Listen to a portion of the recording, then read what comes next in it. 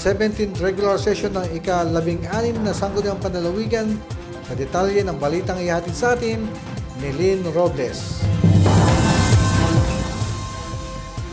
Pinangunahan ni Vice Governor Patrick Alexis Sangara ang ika-17 regular session ng 16th Sangguniang Panlalawigan ng Aurora noong October 28, 2025 sa SP Session Hall, Capitol Building, Baler. Isa sa mga pangunahing tinalakay ay ang pagkakaiba ng presyo ng krudo na binibili ng pamahalaang panlalawigan. Iminungkahi ng mga bukal na maimbitahan ang Bids and Awards Committee o BAC at Provincial General Services Office upang ipaliwanag ang issue, habang iminungkahi naman ni Vice Governor Angara na isama rin ang Committee on Finance at Committee on Laws sa pagtalakay.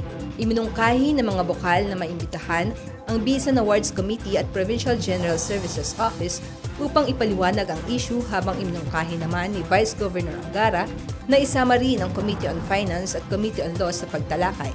Hinikayat din na Bakal Philip Jacobson Galban ang lahat ng tanggapan na isumiti ang kanilang Organizational Structure and Staffing Pattern o OSSP bago ang deliberasyon ng taunang budget. Tinalakay at ininderso rin para sa ikalawang pagbasa ang ilang proposed ordinances at resolutions na layong paigtingin ang mga programang pangkabuhayan, pamumuhunan at pamamahala sa lalawigan. Kabilang dito ang mga panukalang ordinansa hinggil sa Cooperative Livelihood Program, Investment Incentive Code, Diversity and Equality Ordinance at Open Infrastructure and Public Accountability Mechanism. Pinagtibay din ang resolusyong nagbibigay pugay sa 14 na barangay na tumanggap ng 2024 Seal of Good Local Governance per Barangay o OSG-LGB mula sa DILG. Sa bahagi ng komunikasyon, tinanggap ng kapulungan ang Memorandum Circular mula sa DNR Region 3 at ang General Fund Financial Statement ng lalawigan para sa pagsusuri. Pinagtibay rin ang ilang municipal ordinances mula sa mga bayan ng Baler, Maria Aurora, Dinalungan at Kasiguran.